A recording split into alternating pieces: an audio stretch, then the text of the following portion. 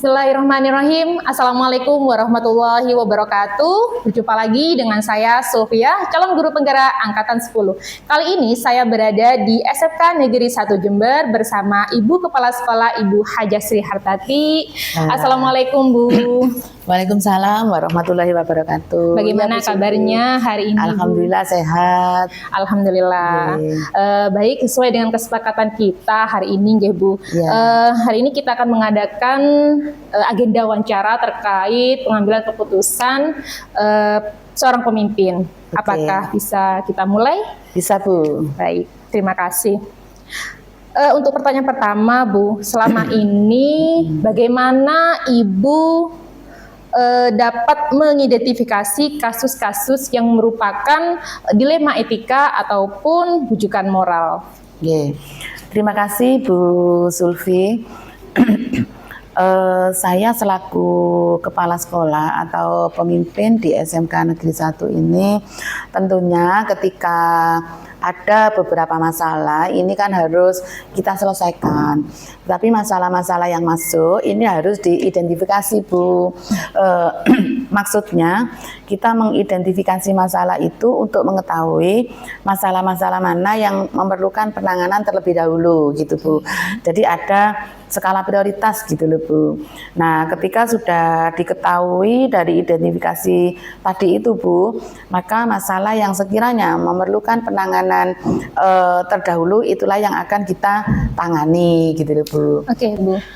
Kemudian dalam hal pengambilan keputusan ya Bu ya, yang Ibu jalankan terkait dengan pengambilan keputusan sekolah, khususnya kasus-kasus yang di mana ada dua kepentingan yang sama-sama benar atau sama-sama mengandung nilai-nilai kebajikan. Itu bagaimana prosesnya? Nah begini Bu, dalam mengambil suatu keputusan itu tentunya kita kan harus melihat masalahnya ya Bu ya. Masalahnya kadang-kadang kepala sekolah itu ada di dua persimpangan Bu. Artinya ketika aku mengambil keputusan ini yang dirugikan. Ketika mengambil keputusan yang inilah yang dirugikan gitu nggih.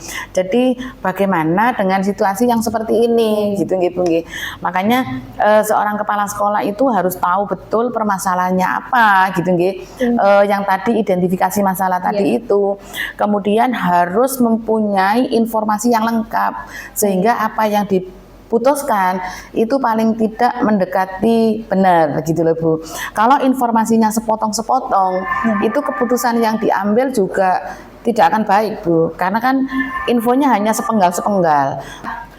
Identifikasi masalah, mengumpulkan informasi yang selengkap-lengkapnya. Baru dari informasi ini kita himpun gitu Bu. Baru di situ kepala sekolah bisa mengambil suatu keputusan gitu Bu. Keputusan yang sangat baik dan bijak gitu. Oke, baik Bu. Untuk selanjutnya dalam proses pengambilan keputusan, kira-kira apa yang Ibu anggap efektif dalam pengambilan keputusan pada kasus-kasus yang pernah Ibu ambil, yang paling efektif? Keputusan yang paling efektif yang pernah ya Bu, yang pernah saya lakukan ya pegangan Bu. Pegangannya adalah tata tertib siswa. Jadi kita kembalikan ke aturan Bu. Kita kembalikan ke aturan bahwa mengambil keputusan itu juga ada pedoman-pedoman Bu. Jadi tidak hanya berdasarkan pemikiran sesaat gitu nggih. Jadi ada pedomannya. Cara saya menyelesaikannya adalah kembali ke aturan. Kira-kira tantangannya apa saja nih Bu dari pengambilan keputusan yang selama ini Ibu temui tantangannya? Tantangan itu sih banyak ya Bu Zulfi, baik itu secara intern maupun secara ekstern kan gitu nggih. Dalam mengambil suatu keputusan itu kadang-kadang dari internnya juga menjadi penghambat Bu, kan gitu sih. Menjadi penghambat. Nah, tantangan ini kalau saya sih Bu, ini saya anggap sebagai pemicu gitu nggih, sebagai pemicu saya dalam mengambil keputusan yang tepat. Nanti ketika keputusan keputusan ini dilaksanakan, maka keputusan itu insya Allah yang terbaik. Untuk pertanyaan selanjutnya, Bu, apakah dalam pengambilan keputusan tersebut Ibu memiliki jadwal tertentu dalam sebuah penyelesaian kasus dilema etika? Apakah Ibu langsung menyelesaikan kala itu atau memiliki sebuah jadwal khusus dalam menyelesaikan kasus-kasus tertentu? Kalau jadwal sih tidak sih Bu Zulfi ya. Berarti kalau ada jadwal tertentu kita sudah tahu nih masalahnya. Oh nanti bulan ini ada masalah ini, nanti bulan ini ada masalah ini. Tidak sih Bu. Tetapi kan di dalam suatu lembaga itu pastilah Bu ada suatu masalah gitu ya. Ada suatu masalah, apalagi lembaga yang besar ya Bu ya. Pasti masalahnya juga akan besar kan gitu. Tapi bagaimana seorang pemimpin itu seyogyanya untuk meminimalisir munculnya suatu masalah kan gitu nggih Bu nggih. Masalah ini tidak bisa kita hindari Bu, tapi masalah ini harus kita selesaikan. Kalau kita menghindar dengan masalah yang muncul, berarti akan memperbesar masalah yang ada Bu. Sehingga saya tidak ada jadwal tersendiri Bu untuk penyelesaian suatu masalah. Kalau pembinaan sih iya ada gitu ya Bu ya. Baik Bu, ini pertanyaan terakhir nggih Bu. Sudah sampai pertanyaan terakhir. Dari yang telah Ibu sampaikan selama wawancara tadi, mungkin ada pembelajaran yang bisa Ibu petik dari pengalaman Ibu dalam mengambil keputusan dilema etika.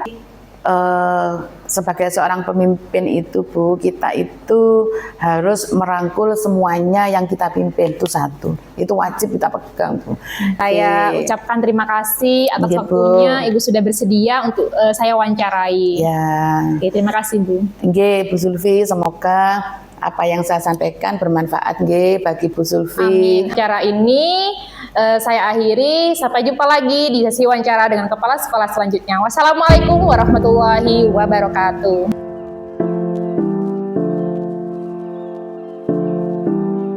Bismillahirrahmanirrahim. Assalamualaikum warahmatullahi wabarakatuh. Berjumpa kembali dengan saya Sulfiah, calon guru penggerak angkatan 10.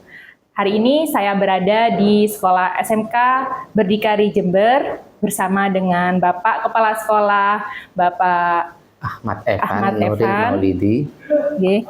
Assalamualaikum Bapak Evan. Waalaikumsalam warahmatullahi wabarakatuh. Bagaimana kabarnya hari ini Bapak Evan? Alhamdulillah baik. Baik, ya.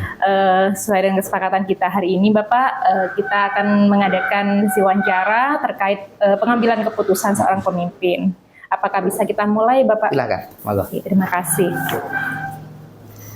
Untuk pertanyaan pertama, Bapak, selama ini bagaimana Bapak mengidentifikasi kasus-kasus yang merupakan dilema etika atau bujukan moral? Ya, jadi alhamdulillah kalau kami di SMK Berdikari itu berkaitan dengan norma, ya etika itu pasti kami mengupayakan semaksimal mungkin kami itu ada di ranah normatif. Jadi harus mengikuti betul apa norma-norma yang ada, itulah yang akan kami laksanakan. Walaupun dalam implementasi di lapangan kita itu harus membuat kebijakan yang bisa jadi sepintas itu terlihat ini merupakan dilema etika gitu ya. Nah, satu di antaranya adalah bagaimana kita menyikapi ketika ada dilema antara siswa ini tidak mampu secara kompetensi sesuai dengan tuntutan kurikulum, dengan ketika kita lihat siswa ini dari sisi karakter tidak diragukan lagi disebut sebagai siswa yang baik. Nah, itu bagaimana kita memutuskan hal yang semacam itu. Nah, tentunya itu butuh kebijakan dan kebijaksanaan yang bisa jadi itu sedikit banyak akan bertabrakan dengan norma ini ya, hukum secara kurikulum lah begitu ya. Untuk pengambilan keputusan sendiri Bapak terhadap kasus, contohnya kasus-kasus yang Bapak sebutkan tadi, bagaimana prosesnya? Ya, jadi kami itu selalu melibatkan guru, dalam hal ini wali kelas. Di tempat kami ini wali kelas memang sebagai ujung tombak komunikasi antara sekolah dengan pihak orang tua. Pun sebaliknya, jika ada sesuatu yang perlu disampaikan oleh orang tua kepada sekolah, wali kelas ini menjadi yang utama. Jawab hingga apa yang kami temukan dalam masuk kategori misalkan dilema etika itu wali kelas lah yang memberikan masukan, pertimbangan dan sebagainya selain dari pihak konselor. Betul. Apa iya mereka itu akan kita tidak naikkan, ya hanya permasalahan ketidakhadiran yang seperti itu. Nah, sehingga alasan kemanusiaan. Artinya di sini langkah-langkah atau prosedur yang Bapak lakukan yaitu dengan berkoordinasi dengan wali kelas, dengan cara mengidentifikasi terlebih dahulu, okay? Ya pasti. Identifikasi itu pasti. Sebelum masuk ke wilayah sidang rapat kenaikan ya, nah itu pasti kami itu mengumpulkan wali kelas terlebih dahulu. Oke, terima kasih Pak. Baik, untuk selanjutnya. Dalam hal proses pengambilan keputusan, kira-kira apa yang Bapak anggap efektif dalam pengambilan keputusan pada kasus-kasus yang pernah Bapak ambil? Ya, yang paling efektif itu memang harus melalui musyawarah. Musyawarah. Itu penentuan pengambilan keputusan itu hanya sebatas nurani. Ya, luar biasa sekali Pak. Kemudian dalam hal penyelesaian kasus ya dilema etika, kira-kira ada waktu tertentu atau jadwal khusus dalam penyelesaiannya? Ya, kalau itu saya pribadi itu pasti mengontrol itu maksimal sebulan sekali. Kami ada pertemuan rutinan 2 pekanan, Bu. Kalau Ibu mungkin seminggu sekali ya, kami 2 pekanan. Itu bagaimana saya memastikan bahwa yang kita program, yang sudah kita sepakati itu berjalan dengan on the track gitu ya. Termasuk kalau kita dilema etika yang paling sering kita alami kan yaitu tadi berkaitan dengan siswa. Ya.